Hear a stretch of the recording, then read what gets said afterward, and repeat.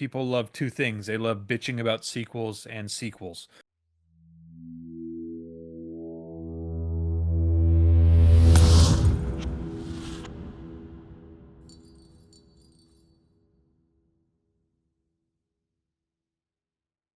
Let's talk about planning sequels. Okay. You've just done this. I've just done this, but you've just done this twice in the last year. I know Yeah, you're. I'm excited. The next post-apocalyptic con is coming. it's coming May 26th, which by the It time this well video then comes out may have already been it out. may already be out. Yeah. But Um, that's we had book three back in December, November. Yeah. Actually, I thought so too. I look back, it was like last April. Oh, Doesn't feel well like it, but it's then. been more than a year. But Okay, still, still. still, for me in my timeline with that series, that's That's very good. fantastic. It's And then usually two like of them 3 years between so books. close together. So you've done this recently. So I thought it might be interesting to talk about how do you approach planning a sequel versus a brand new idea? Well, Something it's a shiny new. yeah, it's a great question. It's a great topic. I'm so bad at it. And if I were better at planning sequels, I would probably not normally take like 3 years between them. Here's my whole issue. When I seem to be incapable of just like writing a book that ends and just ends. I always intend for that to be the case, but then by the time I write the last sentence, I'm like, well, what if we leave it open ended? And I don't know if that's like the marketer in me. I don't know if it's just, I don't know if it's creative. I don't know what it is, but I just like, I would love to just one day write a book where I'm just like, this is a book and it's never going anywhere. But so far, no luck. So when it comes to writing sequels, me personally, I'm very good at prompting sequels and very bad at knowing what that's going to be. And actually, I it's funny. So you and I are both kind of exploring YouTube these days, and I just started a series of videos today, which is kind of behind the scenes of Apocalypticon, behind the scenes of all my books really, but starting with Apocalypticon. And one of the things I posted today, and is a short video, is this sad truth about the series, which is it was always meant to be one book. I did end the book in a way that made it possible for it not to be the last book, but I didn't intend to do that. Like that, I thought that was to me that was like a open and shut case. But then several years later, our friend Stephen Luna was like, "You should write a second book, a second Apocalypticon book." And I was like, "I think that story's over." He's like, "No, wait to tell Ben's story, this other character, the secondary character in the story. Like tell his next chapter." And I thought, well, that does make sense. So I could do that. Okay, so I wrote a second book, and that was going to be the last one. But then as I was finishing it up, I reached out to the company that had bought the audio rights for the first Apocalypticon, and I said, hey, just so you know, I'm working on this sequel, getting pretty close. Would you be interested in buying the audio rights for that one as well? And they wrote back pretty quickly, and they were like, yeah, we would like that. And also, we'll take the rights for any books in the series. Are you planning on writing more? And then I don't know what was going on in my brain, but I said, yep, it's a 5-book series. Send me a check. And they did. God love them. And I thought, shh, oh boy. Oh boy. Now it's a 5-book series. So that's kind of like my approach to planning a series is just, being easily convinced to do so.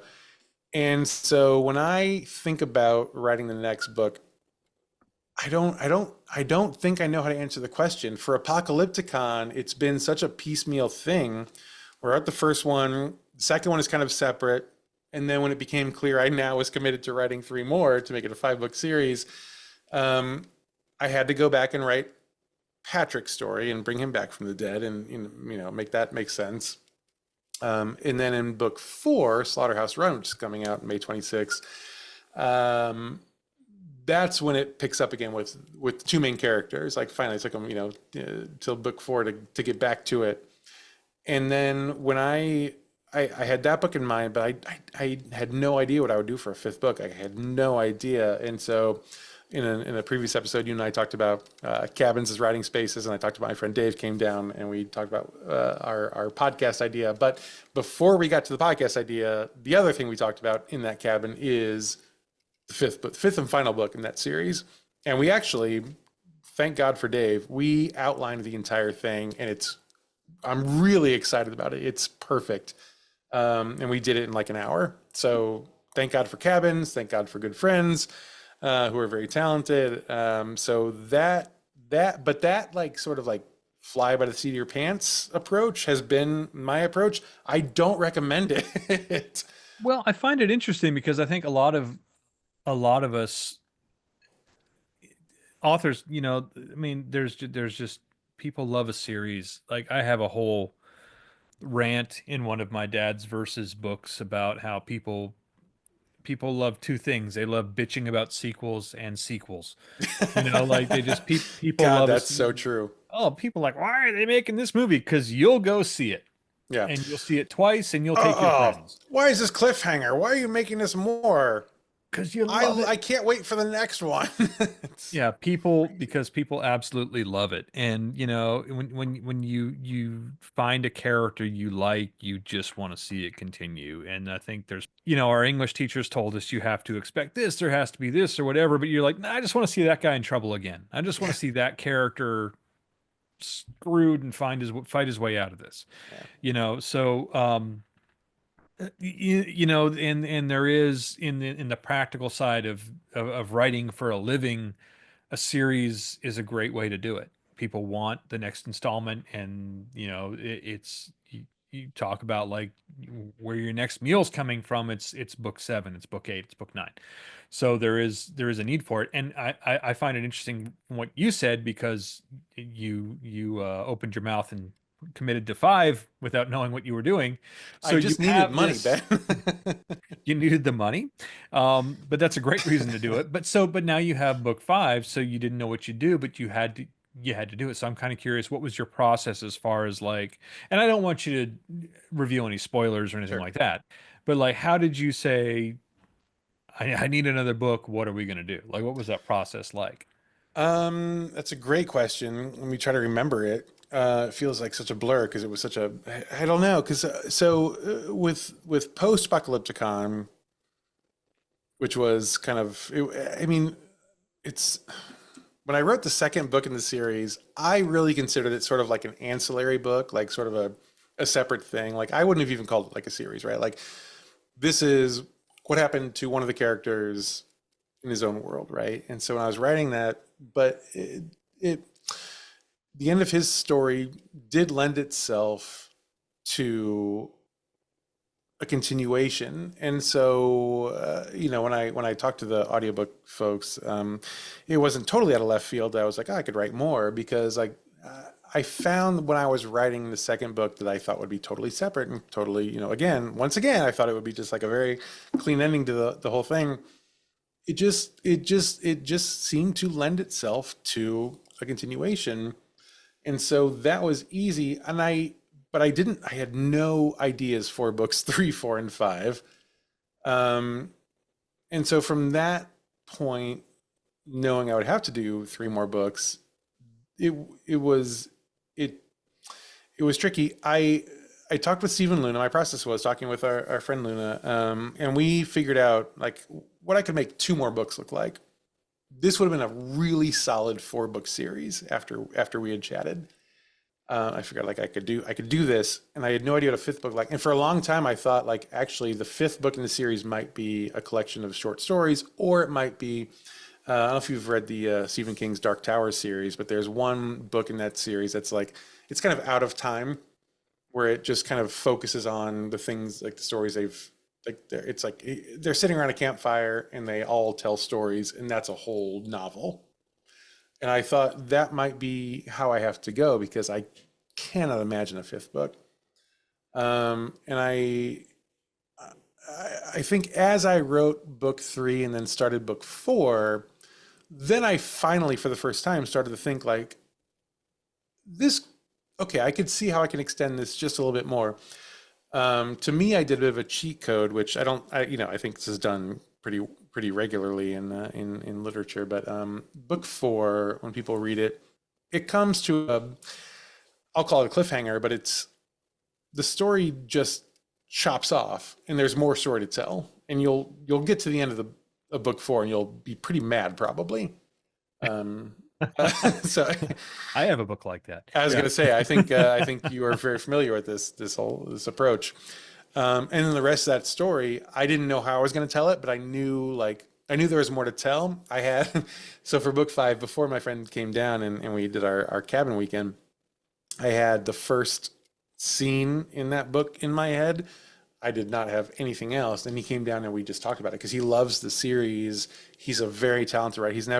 He's to date so far, he's never finished anything of his own, but he's so talented. And I hope he leans in and does his own work someday because we would all be better for it. But he's such a good storyteller, such a good writer, and I knew he'd be the right person for this. So we bounced things off, and it worked. And he just, we through conversation, it's like, here's how we spin this yarn, and it really was like, here's our starting point. I've got the first 5 pages.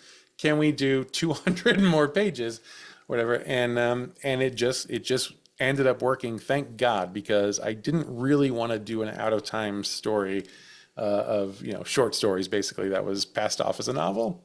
So that was my process for this. I don't recommend it. It's very stressful, but at the same time, I'm really excited about the 5th book, like the final book. I think it's going to be great. I've never yet felt so excited to write a book in this series as I am for writing the final book in the series. That's awesome. I think, it's funny.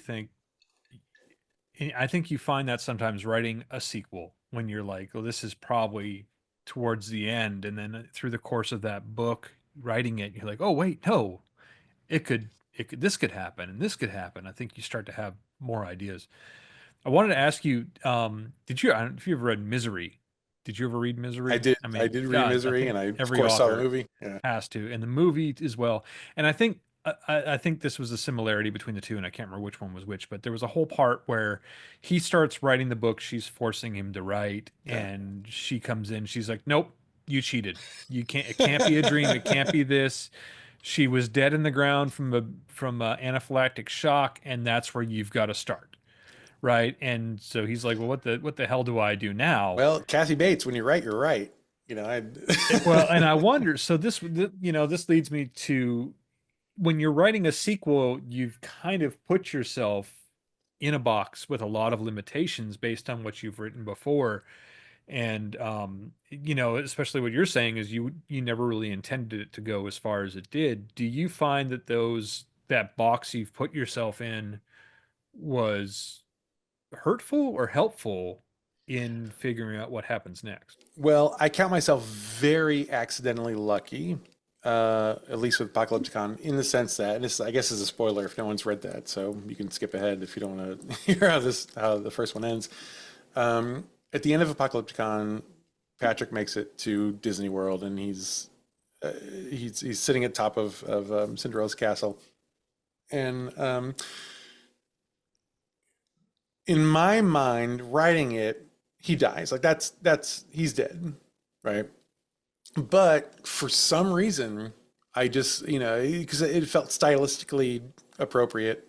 I don't actually like write him dying. He's bleeding out. The sun comes up. He says goodbye to the memory of his daughter, and that's how it kind of closes. And when I wrote it, my thought was like, and of course now he's dead. And I would actually get a lot of people in the early days, like writing, reviews on Amazon, like, I hate this book. It was so good, but then I don't know, like, is he alive or what? 1 star. Uh, hat tip reviews. But, it always felt the right way to end it to me. But that's what, circling back to that years later to be like, well, actually, I did leave myself inadvertently this open to say, he did not die. So, when you, again, spoiler, if you haven't fast forwarded all the way through, in the 3rd book, we pick up on Patrick's journey, and as he's bleeding out, people burst into the castle. And so it was just like sheer luck, really, because what I should have done with Apocalypticon is just like written his death. I just wrote something that alluded to his death. So I got off very lucky because from that point on, it was actually pretty easy to bring him back to life. because people already didn't know that he was dead, as I was again told many times through Amazon reviews. I just leaned into that and made it different. I think it's interesting about what can be considered a cliffhanger and not. Um, it's like I'm trying to think of when you were talking about Patrick and at the end of Apocalypticon, there's a well, okay, I was trying to remember what movie it was. It's The Thing. You don't know. I've never seen the thing. Oh, you should watch The Thing. I But at the end, there should was watch the that thing. whole question. There's two of them left, and they're looking at each other, not knowing if one or the other is the thing. And you Spoiler know, alert. That's fine. Go ahead. well, no, no, no, no, no. That's not really because that's kind of Just how kidding. they end it. Like it's these two guys staring, and you never really know what the final end is, even Yeah. though the filmmakers thought, well, here's what happened. Right. They like it was implied. But I think the filmmakers thought it was supposed to be left a little ambiguous or whatever, and everyone else was like, well, what happened? I had a book. I had a book that ended that was probably maybe in the middle of a storyline, and people really did come at me for it.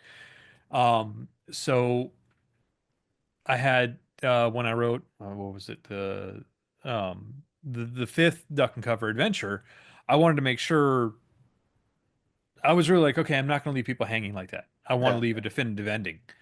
And I thought I did, but people kept leaving in the reviews like, "What a cliffhanger!" I'm like, "No, everyone's what? Like, no, No, everyone's. it's a It's cliff all like bottom. No. I told everybody where everybody was, how everybody was, what was going on. I didn't leave anybody hanging on everything. Like, oh, you totally left it open for a sequel, and like, well, but Well, yeah, but there will yeah, be but another like, book, but like, ah, but there's not. It wasn't like a big question, so it was interesting. It almost leads you to the question of like how do you end a book definitively? Like and maybe as the writer that may have an idea for a sequel later, ambiguous is not a bad thing. Yeah. yeah, I think that's right. And probably, by the fifth book in a series, I think they're probably primed to expect that there will be another one. So they want, but like, what do they want? Like, what are I they think that looking may for have the been it. last book in the series? Like, what? It's not Well, gonna be that's fun, what. So I never really wrote. I'd never really written an epilogue.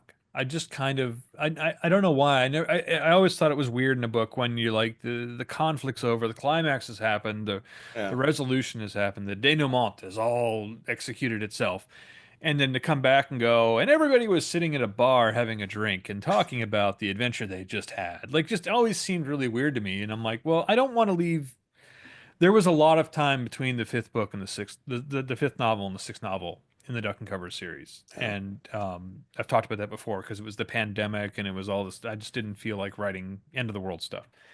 But so when I finally got around to the sixth book, I'm like, no, this is getting an epilogue for the first time ever. I'm putting an epilogue in this, and I'm like, okay, here's how it ended, and here's how it, and it's not everybody lived happily ever after, but there is like this character did this and this character did that, and I don't know if it's more of a definitive ending for people or not, but I have not gotten the boy, he left it open for like, well, there's going to be another novel. We know that. Right. Still this there's in the series there's still this conflict, this greater conflict brewing, and the hero isn't dead yet. So like Yeah. obviously we know there's potential for more, but um I don't know. I think almost writing the words epilogue just makes people know like, okay, here's how everything ended up at the Although I will end. say, when I've used epilogues, it's been to tease the next book. So Mm. maybe I'm muddying the waters for readers worldwide. Um, I don't know. but I just found it really, really fascinating because I will admit the ending of three was what the kids would call a dick move. yeah, They yeah, have I would agree with the kids. Yeah, yeah, yeah. So, but I got right on to four, and the hate mail stopped after four. It's funny the amount of hate mail I got after the end of three, um, and then when I released four, it really did come to an end. Like people were still like it interesting. was funny. I would get like emails like, "Ah, I'm gonna read four." They'd still get mad, but they'd read four. I'm so mad. I want to send you more money. Exactly. You jerk. Here's money. But and I realize there may be time in between things, so I do feel the need to kind of tie things off. But I do find it fascinating that it's like that ambiguous ending, I think, is tempting for authors. I think it's like, and I think a lot of times we feel like all the clues were there.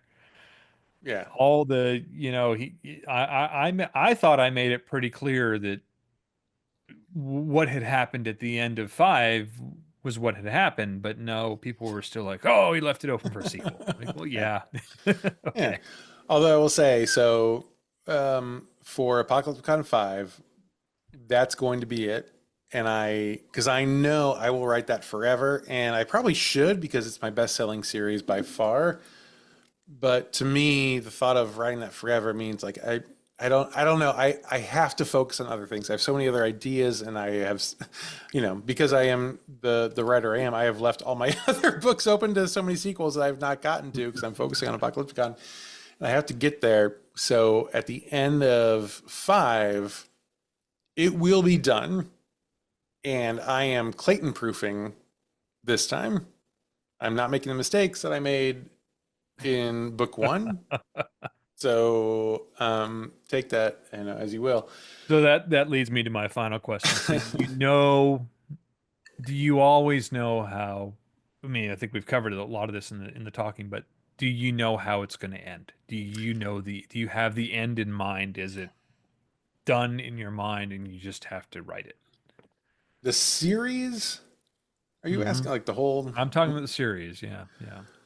No, no. I mean, the short answer is no. And for Apocalypticon, again, like I didn't expect it to be a series, so that makes sense. But like even my other works, like the ones I want to be, actually, I don't, gosh, great question. Okay, changing my answer immediately because Anomaly Flats, I always meant to be a 5-book series, and it will be, which is one of the reasons I have to just end Apocalypticon. Um, I know exactly how book 5 in that series goes, Ooh. but I've only As a written one fan book. of Anomaly Flats, I'm very excited to hear that. Yeah. So, Yes. I 2, 3, and 4, I have pieced together. I know exactly what 5 is, and I know how it ends. Like that's an example of a series that I want to write to get to the ending. So yes, for that one, yes. Um, and Mabel Gray and the Wizard Who Swallowed the Sun actually was all. And this is actually a great story for this topic. When I wrote Mabel Gray and the Wizard Who Swallowed the Sun, which is I would consider it a middle grade book, but it's a big language, big English language, big vocabulary. I guess is the best way to say it for middle grade, but it's still like that's the audience. Um, that's meant to be a 5-book series too. And when I wrote the first one, it ends on a cliffhanger when Mabel has this like new mission to accomplish.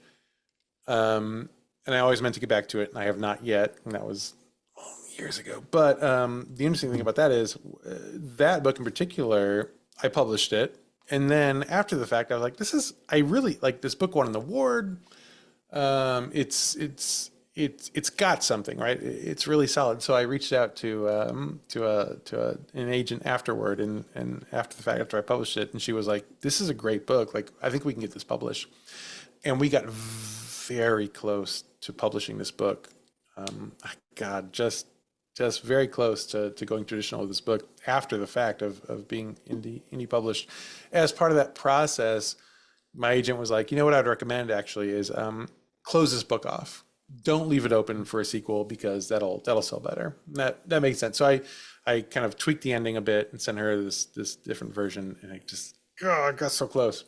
Um, didn't work out, and so that was kind of interesting in terms of like I want this to go longer. The industry does not want it to go longer necessarily until they can Well, know they can what make was their money off of it. thinking was like, hey, close this one off. This will be an entry, but it leaves it open for, because I mean that was one of my favorite of yours. I mean, I Thank you. love the Yeah, anomaly flat stuff, but Mabel Gray was like so whimsical. I mean, yeah. it's really great. It is a Thank really you. great book, and you better get around to. I want to know what happened. I Well, really so want to know what happens next. Even honestly, more than Apocalypticon. When I got to the end of that one, I'm like, what? Whoa, whoa, give me more. So, what was their thinking? Was it like make it a standalone, but leave it open for more? It was, yeah, make it standalone because like a publishing house isn't going to commit to a series, but they will commit to one book, Hmm. which of course makes sense, right? So it wasn't a huge tweak, but it was like, I rewrote the ending in a way that I felt I could like come back later and say, and here's why we're doing the next book, right? Hmm. Which is probably the smartest way to write it anyway, honestly, because it's been almost 10 years since I wrote that book and I've not written the sequel yet. But that didn't work out. So then if you buy it today, it's the original kind of open-ended version. But the other reason why this is kind of a good conversation for this for tonight is my 5-year-old is really interested in Mabel Gray. So we started reading Mabel Gray to, we have a 5-year-old and a 3-year-old. We read it to them starting last fall, like a chapter a night, just to as a bedtime story. And they are too young for the book, to be clear. Like it's way older. But Maple, my 5-year-old, she's a very, I think she has a photographic memory, and she's very good with language. Like she's gonna go into kindergarten in the fall. She's reading at a first grade level. Like she really picks up on language, and she was just like entranced by the book. And since we read it last, end of last year, she started talking about like, well, what's the next book going to be? Can it be like this? And she will throw out ideas that are so good that I had not thought of, and I'm like taking notes from my 5-year-old. It's so good. And what is really sweet is like now she wants to write it with me, and I cannot imagine, like there's no scenario that is cooler than writing this book like with Maple's help. Oh my god, like I'm so excited. So I think I'm going to try to write it this summer. Maple has some great ideas that I'm going to steal. And I want to get back to it. So I don't know, it's fun to to I left it open for a sequel, didn't get around to it, was feeling bad, and now that my 5-year-old is having these ideas, it's like I I'm so glad I waited until now, because she is going to inform this in such a way that's going to be obviously like very meaningful for her. It's meaningful for me, and it's going to make the story better because her ideas are crazy and they're so good. Like they're perfect for this world, which is pure imagination, and she's a person of pure imagination. Hmm. So it's been kind of a magical experience already, and I'm really looking forward to getting back into it. So um, That's the one of sequel, it. As a fan of it, I'm really excited, but that's just as a dad too. yeah, That's awesome. That's so yeah, pure. But at the same time, it really gets to the core of why a sequel, because people love it, because yeah, people can't like let go of these characters, because they read it and they see something else had to happen. This wasn't the end of it. There's more for this person. There's more for yeah. this character. So that's exciting. That's really exciting. Do you see any of your stories ending?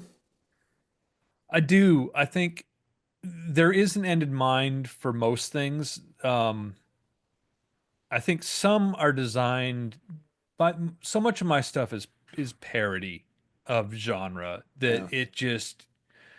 it can go on and on. I picked up a stack full of Perry Rhodan books at Half Price Books. Are you familiar with Perry Rhodan? Yeah. He's a it's a sci-fi character out of Germany. Do you know how many Perry Rhodan books there are? No Like idea. how many? Like each one's episodic, right? Like they've been writing like it's like Mac Bolan or whatever. There's another adventure. There's another adventure. And there's adventure. There are over 3,000 novel Holy length stories of God. Perry Rhodan. Like Wow. if you say seven is too many or five is too many, there's 3,312 or something like that, and they're all just another adventure. And so a lot of my stuff is really a play on that. Like the Shattered Alliance series really is like I wanted the way I wrote that one was the initial book had there was kind of a spy character, there was a super soldier, power armored character, there was a fleet captain, there were all these different characters, and I really wanted to look at as the books go forward, each book kind of focuses on a different character. So there's kind of an infinite amount of adventures. They're moving towards an arc at any given time, Yeah. and that could ideally go on forever. And I think, but that's what I'm playing with. So there's no end to that one. I think, for like the Duck and Cover series, which is my biggest series, much like your Apocalypticon series. There is an end. There is a conflict. There is an end to it. How long it takes to get there, I honestly don't know at this point, Do you and feel like I don't think it trapped matters. by that, or do you No, feel free by that? I think you know what? I'm having too much fun with it. Especially in the Shattered Alliance series, right? So there's the Alliance, and it's funny to me because the more I look into the genre, the more I see the name of the group was the Alliance, and like there was like the story is always the same. And that's what I like to play with is like this is the expectation, this is what we've always grown up And to here's how believe. it's very different.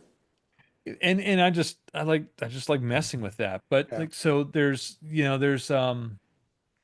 I don't know what I was gonna say.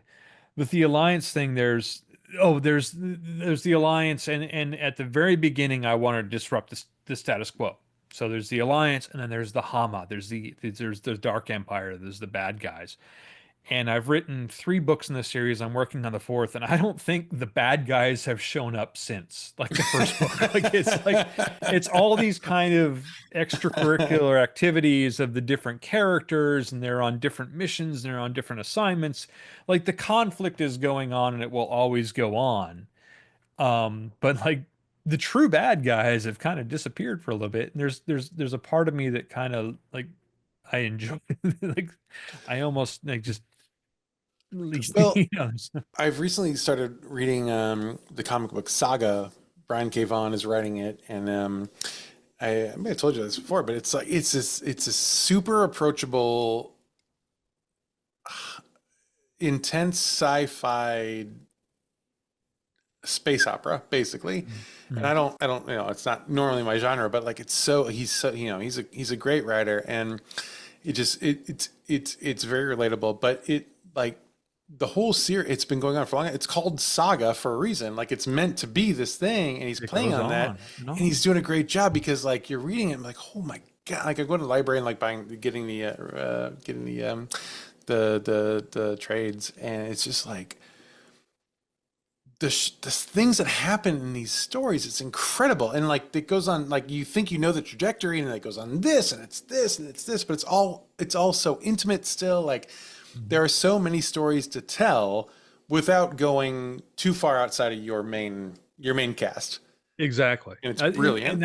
that's really the idea. I mean, the genre has been established for so long, for forever. So I think like the fun of that to me is playing in that and keeping it going.